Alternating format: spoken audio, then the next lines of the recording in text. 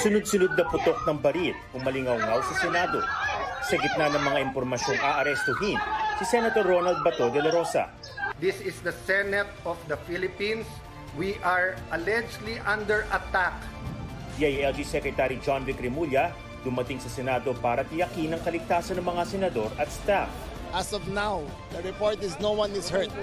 As of now, the perpetrators are not identified. I will not arrest Senator Baton.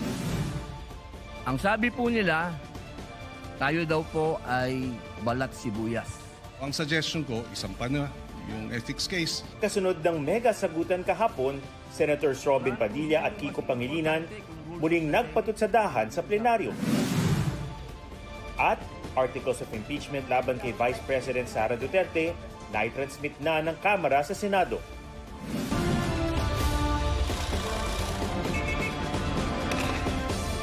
State of the Nation. Umalingaw-ngaw ang sunod-sunod na putok ng baril sa loob ng Senado. Pati mga senador na nooy nagpupulong na ipit kaya humingi ng tulong sa mga otoridad. Ang latest sa sitwasyon sa Senado sa live report ni Jamie Santos. Jamie? Ato, matapos ang putukan nga sa loob ng Senado, napansin natin ang karagdagang puwersa ng PNP sa loob sa labas ng Senado, maging sa area ng GSIS ngayong gabi. Katunayan, mag-aalas 10 ngayong gabi, nakasalubong natin ang ilang mobil ng pulis, nasakay ang ilang PNP SWAT na pumwesto sa may GSIS building. Mahigit 2 oras ng tensyonado ang sitwasyon sa Senado sa gitna ng ipinatupad na lockdown at mga putok ng baril kanina. Meron po tayo natanggap na impormasyon na pagkatapos sa aming session itong araw na ito, meron na po mga operatiba ng NBI at ng CIDG ang pupunta dito para ako'y arestuhin. Matapos ang ulat na may planong arestuhin si Senator Bato de la Rosa, sinabi ng Office of the Senate Sergeant at Arms, mayroon silang aarestuhin. Pero wala silang pinangalanan. We're going to arrest somebody. Sino, sir?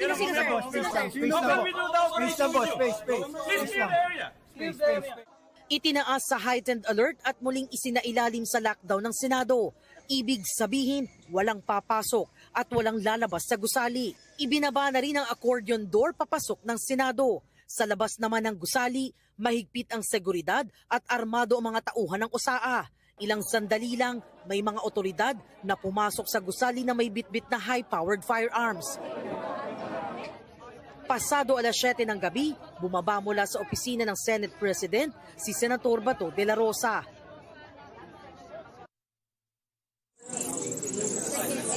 Sa gitna ng lockdown, narinig ang pagbarena ng 2 pintuan sa ground floor ng Senado. Ayon sa mga staff ng USAA, papunta sa GSIS ang pintuan. Bago mag alas 8 ng gabi,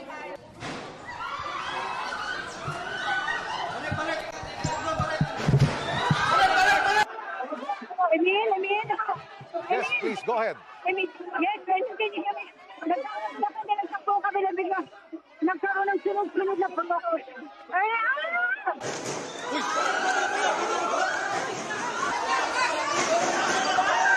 nagkaroon na ng putukan sa ikalawang palapag ng Senado. Nagtakbuhan ang mga Senate staff, pati ang mga nakaabang na media.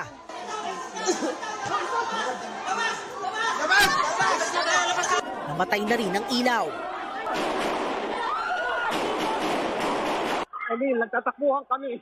Namatay ang mga ilaw, parang emergency light na lamang yung gumagana ngayon. Nag-live stream si Senate President Alan Peter Cayetano. But ito po ang emergency. Nagkaputukan na po. May report ako from the Sergeant at Arms. So the NBI is denying na tao nila pero nagkaputukan na. So we don't know what's happening. Everyone's locked in their rooms now. We cannot go out. We cannot secure our other staff. Walang sumasagot from the government, from us. This is the Senate of the Philippines. This is the Senate of the Philippines. May putukan na po dito. So sa lahat ng nakikinig, please, DND, DILG, what is happening? NBI, what is happening? Why are we under attack here? I don't know what's happening. But I do not know if I can keep my people safe here. Pasado alas 8 ng gabi, dumating na sa Senado si NCRPO Chief Police Major General Anthony Aberin at DILG Secretary John Vic Remulla. Wala po kaming tao sa loob So definitely, hindi namin tao yung nagkaputukan. 20 minutes ago, I got a call that there is a commotion inside the Senate. As of now, the report is no one is hurt. The perpetrators are not identified. I will not arrest Senator Bato. Just to be clear, I will not arrest him. I am here to secure everyone.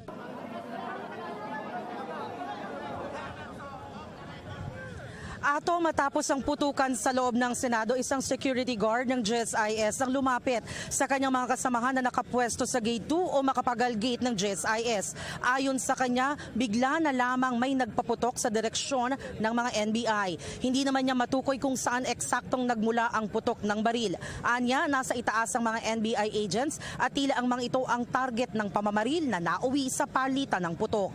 May kasama rin umano siyang ilang ahente sa ibaba nang bigla na lamang sumiklab ang putukan.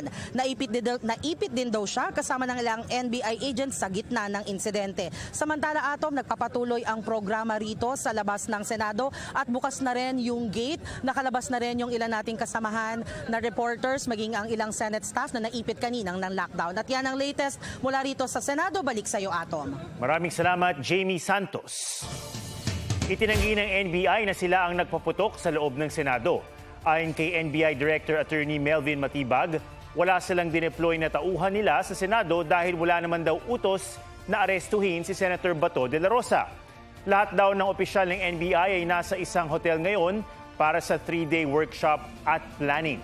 Sabi ni Matibag, nalaman lang nilang may nagpaputok sa Senado nang tawagan siya ni Senator Loren Legarda. Sinabihan daw siya ng senadora na i-pull out ang kanyang NBI agents na sinagot naman ni Matibag na wala silang tauhan doon. Sa ngayon, hindi raw muna sila pupunta sa Senado dahil baka lalo silang mapagbintangan. Bahala raw muna ang PNP na mag-imbestiga. Kung formal po talaga na tulong at maayos na usapan, wala naman pong problema na kami mag-imbestiga. Pero sana po, yung pag-isipan kagad po yung aming ahensya na kami yung may kagagawan, hindi naman po yata baka tarungan yon. Nagtungo naman sa Senado si PNP Chief General Jose Melencio Nartates. Ayon kay Nartates, tumawag sa kanyang Sergeant at Arms ng Senado para humingi ng police security at imbestigahan ang putukan.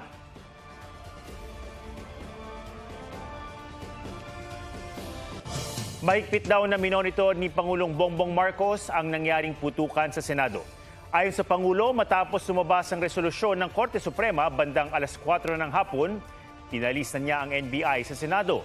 Pero ang sabi raw sa kanya ni NBI Director Melvin Matibag, walang tauhan ng NBI sa Senado. Nilinaw rin niyang walang kautusan na iparesto si Senator Bato de la Rosa. Sa huli, hinimok ng Pangulo ang publiko na maging kalmado habang nagpapatuloy ang investigasyon. Alamin natin kung sino ang gumawa nitong gulo na ito, sabay ang Senado at saka ang PNP tungkol dito. At masasabi ko lang at para hindi po mag-alala ang taong bayan, hindi po gobyerno ang gumawa nito. Walang pumasok na tigalabas na sundalo, na militar, na NBI sa Senado. Hindi po natin alam kung sino yon na sumubok na pumasok at saka dahil doon ay nagkaputukan. Nabalot din ang tensyon ng labas ng Senado dahil sa mga rallyista roon. Sinabuyan ng tubig at binato ang sasakyan ni Senator Tito Soto habang papalabas ng Senate compound. May live report si EJ Gomez. EJ. Ato, magandang gabi. Simula nga kanina ay bantay sarado na ng mga pulis ang paligid ng Senado. Ilang grupo ng rallyista ang nananawagang makulong si Senador Bato de la Rosa at malitis si Vice Presidente Sara Duterte. Mas kumapal naman ang puwersa ng mga pulis ngayong gabi. Sa isang punto, sumugod at nagtangka namang paalisin ng ilang pro-Senator Bato protesters ang mga barikada. May nagpumilit na malagpasan ang mga pulis. Sa gitna ng gulo sa loob ng Senado, nakita naman si Senator Tito Soto na lumabas ng Senate compound. May nagsaboy ng tubig sa kanyang sasakyan. Sa isang Facebook post, ipinahayag ni Soto ang kanyang pagkadismaya sa PNP at iba pang security personnel. Bigo umanong kontrolin ng mga otoridad ang mga naggulo at umatake sa kanya habang nasa loob ng sasakyan. Ilang beses umanong pinaghahampas ang kanyang sasakyan, binato ng mga bote at pinagmumura. Ani Soto, ilang truck ng PNP ang nakadeploy sa Senado pero ganun pa rin ang nangyari. Wala pang pahayagang PNP kaugnay niyan. Atom, nananatiling makapal yung pwersa ng mga pulis dito at nakikita ninyo sa aking likuran yan yung police line. Sa aking kanan, ito mismo yung gate ng Senado at doon naman sa aming unahan ay yung patuloy na isinasagawang kilos protesta ng mga rallyista. Yan muna ang latest mula rito sa Pasay City. EJ Gomez, GMA News. Maraming salamat, EJ Gomez. Tiniyak ni DILG Secretary John Vic Remulla na ligtas sa mga senador kasunod ng putukan. Sa pagharap ni Remulla sa media, sinabi niyang hindi patukoy kung sino ang nasa likod ng putukan at patuloy itong iniimbestigahan. Una umanong nagpaputok ang mga tauhan ng Senate Sergeant at Arms bilang warning shot pero sisiyasatin pa nila ang mga CCTV footage. Iginit din ng kalihim na hindi siya naroon para arestuhin si Senator Bato de la Rosa. Ligtas umano si de la Rosa na humiling na manatili sa kanyang opisina. The President has given strict instructions. Secure the senators, whoever they may be. Next, we are not here to arrest Senator De La Rosa. Senate is safe. Teka. We are sweeping all the floors. We have asked those non-essential personnel to leave, and we will investigate each and every person in that are not essential here. Senator De La Rosa has been informed that we are doing a sweep of the building. He has informed us that he wants to rest in his chambers. He is safe. Na-transmit na ng Kamara sa Senado ang Articles of Impeachment laban kay Vice President Sara Duterte. Dinala ang Articles of Impeachment pasado alas 7 ng gabi sa kasagsagan ng lockdown at pag-alingaw-ngaw ng putukan sa Senado. Ayon kay House Secretary General Cheloy Garafil, ibinigay ang Articles of Impeachment kay Senate Secretary Mark Leandro Mendoza. Nitong Lunes, inimpeach ng Kamara ang bise. Sa isang press conference naman ngayong gabi, sinabi ni Senate President Alan Peter Cayetano na nasecure na nila ang Articles of Impeachment. Walang inilabas na temporary restraining order ang Korte Suprema kaugnay sa hiling ni Senator Bato de la Rosa na pigilan ng pagsisilbi ng ICC arrest warrant laban sa kanya. Batay sa resolusyong inilabas ng SC, may 72 oras para maghain ng komento ang mga respondent sa petisyon ni De La Rosa. Inatasan din ng Korte si De La Rosa na maghain ng reply sa loob ng di bababa sa 72 oras matapos matanggap ang komento ng mga respondent. Binigyan din ng Korte na walang prejudice ang anumang interim o urgent measures kung kinakailangan kaugnay sa hinihiling ni De La Rosa. Itong Lunes, naghain ng urgent manifestation si De La Rosa kaugnay sa arrest warrant ng ICC. Sa kaparehong araw, naghain din ng supplemental manifestation si Bato ukol sa tangka umanong pagharang ng mga tauhan ng National Bureau of Investigation sa pagpasok niya sa Senate Session Hall. At sa iprinisinta ni dating Senador Antonio Trillanes na umano'y kopya ng ICC arrest warrant laban sa kanya. Magbabalik ang State of the Nation.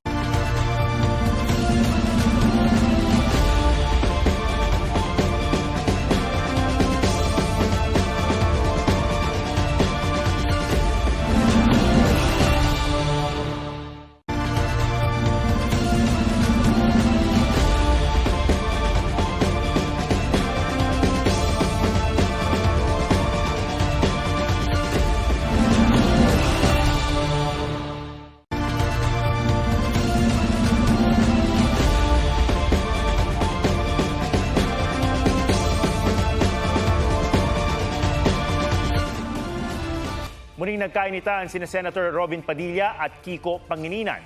Pinagsusori ni Padilla si Pangilinan. Hinamon naman niya si Pangilinan o hinamon naman siya ni Pangilinan na magsampa ng ethics complaint. May report si Joseph Moro. Sabi po nila, tayo daw po ay... Tila may hangover pa ang bangayan ni Senador Robin Padilla at Senador Kiko Pangilinan kahapon sa sesyon sa plenaryo ngayong araw. Ang sabi po nila, tayo daw po ay balat sibuyas. So, ang suggestion ko, isampa na yung ethics case. Ang komento ni Padilla nag-ugat sa social media post kagabi ni Pangilinan na huwag maging balat sibuyas. Ani Pangilinan, sa tagal daw niya sa Senado na palagi may taasan ng boses sa mga maiinit na debate, wala pang reklamong umakyat sa Ethics Committee ng dahil dito. Kung itutuloy raw ni Padilla ang ethics complaint, sasagutin niya ito ng kontrareklamo, ni pananakot, pagbabanta at pambubuli ni Padilla kahapon habang nakareses sila. Sa sesyon ngayong araw, pinagsusori ni Padilla si Pangilinan. Ako po ay neophyte kung tawagin. Napakainam po sana kung pakitaan niya ako ng magandang asal at ipakita sa akin na ganito, iho, ang pagsasabi ng I'm not finished. Hindi yung I have the floor with the burning eyes and the very high voice. Pag abot ng kamay sa akin, hindi na on record. Pero hindi na siya pinatulan ni Pangilinan. Doon na po sa Ethics Committee natin pag-usapan ito dahil marami pang ibang mga mas importanteng bagay sa aking paniwala ang dapat natin talakayin. Pasado alas 4 ng hapon, muling nabalot ng tensyon ang Senado. Nakasuspindi ang sesyon para mag-break ang mga senador nang biglang magtakbuhan pa Senate Lounge sa mga miyembro ng Senate Sergeant at Arms. Going to the lounge, medyo nagkaroon ng commotion uli si Senator Robin at si Senator Pangilinan. But it was quickly satisfied, settled. Medyo nagtatabilan ng konti, nagsagutan na wala, nag-break sila. So magmimerienda lang sana sila. But on their way out, medyo siguro nagsagutan ulit. So muntik na nagkaroon ng muntik lang naman. Naagapan ng mga kapwa senador ang gulo pero hindi pa raw nagkabatian dalawa. Hindi pa masyado settled kasi di ba ang request ni Senator Robin is to apologize at the plenary, which the other Senator Pangilinan will not agree. Sinusubukan pa naming makuha ang panig ni Padilla at Pangilinan. Joseph Morong, GMA News. At yan ang mga balitang dapat niyong malaman. Ito ang GMA News. Walang kinikilingan, walang pinoprotektahan. Noon at ngayon, serbisyong totoo. Ako po si Ato Maraulio at ito ang State of the Nation.